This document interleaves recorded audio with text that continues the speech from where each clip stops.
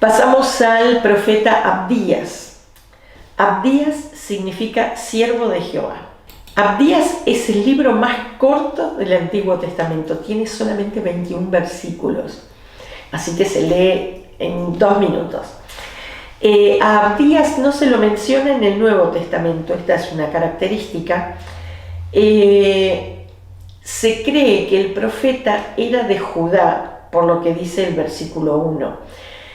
Abdías profetiza el juicio de Dios contra Edom, que era uno de los enemigos de Dios. O sea, no hay un solo profeta que profetice contra las naciones vecinas. Vemos que Amós también profetizó contra Edom, pero Abdías hace mucho hincapié en Edom. La fecha no se puede precisar con certeza, y lo característico es la enemistad de Edom, que fue continua con el pueblo de Israel, ya desde el Éxodo en adelante. El bosquejo del libro predice la destrucción de Edom, convoca a las naciones paganas vecinas para que ataquen a Edom, habla del orgullo de Edom y la caída de Edom. Menciona también la característica del odio y rivalidad, de la enemistad de Edom contra los judíos y el castigo de Edom en el día de Jehová. Y otra vez, como la mayoría de las profetas, termina el libro con una nota positiva: el triunfo y la restauración espiritual de Israel. Recordemos que Edom significa rojo, y el pueblo de Edom es descendiente de Esaú, ¿sí? Abraham, Isaac, después Jacob y Esaú. Jacob es el que sigue la línea de bendición, es el que hereda el plan de Dios de bendecir a las naciones, y Edom es el hermano que no siguió tanto a Dios. Un poquito de la historia, que ya fueron hostiles desde el vientre de la mamá, Rebeca. Edom no permitió que el pueblo de Israel pasara con Moisés desde Cades Barnea. Y en el Nuevo Testamento este territorio de Edom se conocía como Idumea, que es la palabra griega para Edom. Se dice que el rey Herodes Agripa II fue el último de los edomitas, ¿sí? Del pueblo de Edom. El pensamiento clave es el versículo 10. Recordemos que no tenemos capítulos, ¿sí? Este versículo dice: por haber maltratado a tu hermano Jacob, te cubrirá vergüenza y serás exterminado para siempre.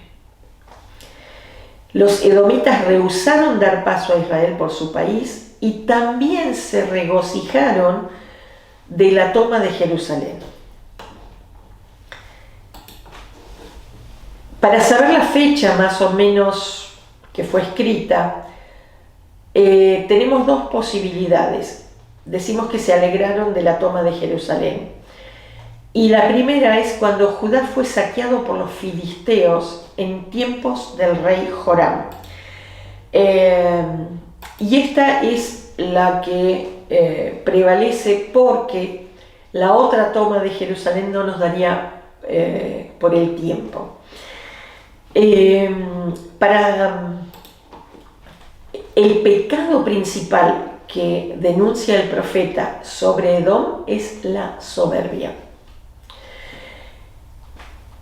Un pecado con muchos ejemplos bíblicos, como el caso de Satanás, Nabucodonosor, Herodes. A todos ellos también se los acusa de lo mismo.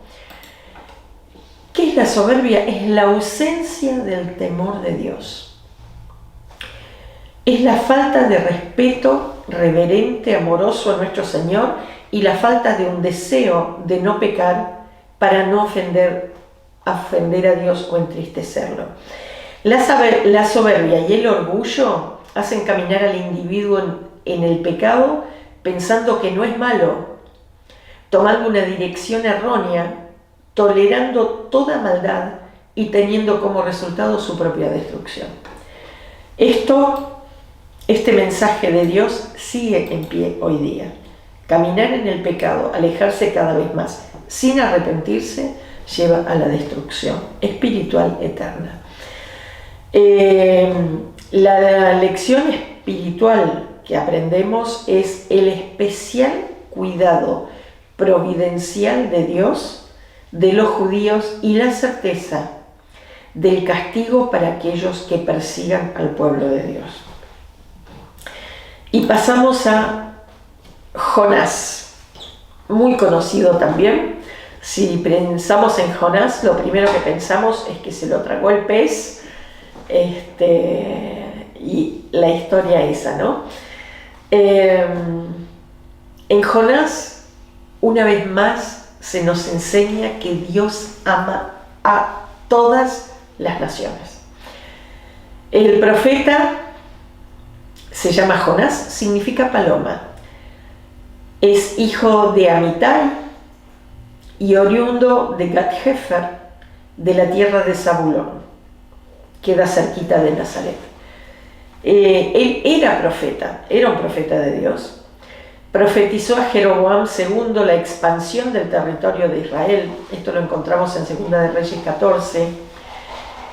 Fecha probablemente siglo VIII antes de Cristo. Esa es la época en que vivió el profeta, lo ubicamos ahí. El libro, la profecía de Jonás, es única por ser una narración de lo sucedido al profeta y no un informe de su mensaje. Podríamos decir que el relato de lo que le sucedió a Jonás es el mensaje mismo. Y esta narración encierra mucho más que el relato de alguien que es tragado por un pez. Eso lo dice el autor Lázaro. Algunos comentaristas clasifican el libro como una sátira o parábola. De hecho, hay un libro que recuerdo en este momento que lleva como título Jonás, ¿profeta o payaso? Feinberg dice que el libro de Jonás es el más atacado por los incrédulos, ¿sí? Lo han convertido en blanco de bromas y de mal gusto y de una ridiculación injustificada. Para los creyentes es un mensaje de Dios para nosotros. Vamos a la estructura del libro de Jonás.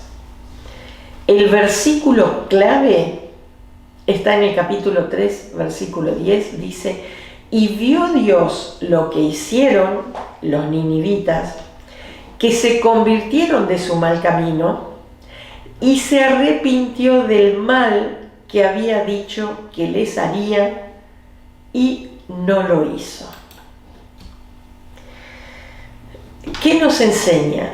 Que todos los pueblos del mundo, aún los más crueles, son amados de Dios. Dios siempre ha tenido el plan de salvación en Cristo para aquellos que quieren creer en Él.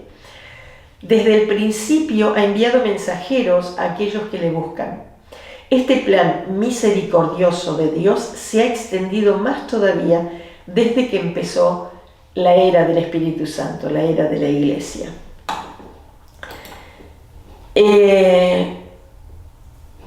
Dios no desea la muerte del pecador.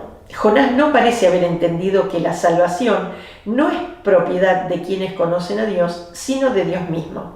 Y Él se la da a quien Él ve acepto a dársela. Es decir, a quien lo busca, a quien se arrepiente, a quien se vuelve a Dios. A veces con nuestro pensamiento entenebrecido podríamos osar escoger que en verdad merece la salvación o no, pero esto pertenece a la misericordia de Dios, la cual es inefable mucho más de lo que nosotros podamos percibir en ella. El propósito del libro de Jonás es mostrar la inmensidad de la gracia de Dios. El mensaje de salvación es para todos los pueblos. Dios ama a toda la humanidad y desea darles su misericordia si se arrepienten. Ese es el requisito. En Jonás se basan los evangelistas hablando de su muerte y resurrección. Jesús declaró: porque como estuvo Jonás en el vientre del gran pez 3 días y 3 noches, así estará el Hijo del Hombre en el corazón de la tierra 3 días y 3 noches. Siempre que el Nuevo Testamento habla o cita al Antiguo Testamento, le da un valor especial como palabra de Dios, y un valor, en este caso, profético. La razón por la que Jonás no quería ir a Nínive es porque Nínive era un gran enemigo de su pueblo Israel. Gran enemigo. Y Jonás prefería ver a Nínive destruido, y por otro lado sabía que si se arrepentían, Dios los perdonaría y no los destruiría. Como un israelita fanático nacionalista, él quería que los asirios fueran dañados, destruidos y no ayudados. Pero en este Dios que presenta Jonás, un Dios de gracia, de misericordia, Dios salvó a los marineros cuando imploraron misericordia. Dios salvó a Jonás cuando oró dentro del pez. Dios salvó a todos los habitantes de Nínive cuando aceptaron el mensaje de Jonás. Y Dios contesta y salva a todos los que lo invocan. Este libro nos enseña que no es posible huir de la presencia de Dios. La desobediencia resulta muy costosa. Lecciones espirituales que aprendemos del libro de Jonás: el peligro de escapar del deber. Todo lo que le pasó a Jonás fue descenso, descenso, descenso, descenso, hasta que decidió obedecer a Dios. En segundo lugar, la tentación hacia el patriotismo egoísta y el fanatismo religioso. Dios no nos ha enviado a pregonar, Dios nos ha enviado a pregonar el mensaje de salvación a todas las naciones, pueblos y lenguas. No es algo que recibimos y nos sentamos con orgullo sobre lo que recibimos. Es algo que tenemos que compartir. En tercer lugar, el empleo divino de hombres imperfectos y carnales como Jonás. Dios escoge a quien Él quiere, no es por nuestras características, no es por méritos que nosotros tengamos. Dios se valió de un hombre imperfecto y hasta desobediente para llevar este mensaje. Y en cuarto lugar tenemos lo vasto de la misericordia de Dios. Dios está dispuesto a salvar.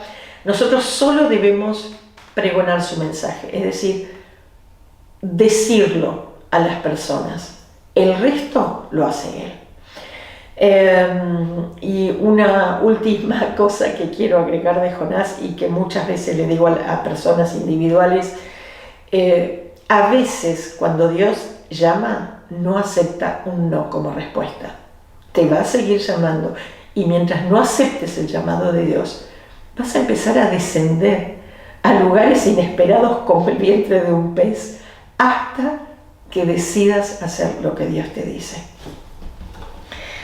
Pasamos ahora al libro de Miqueas.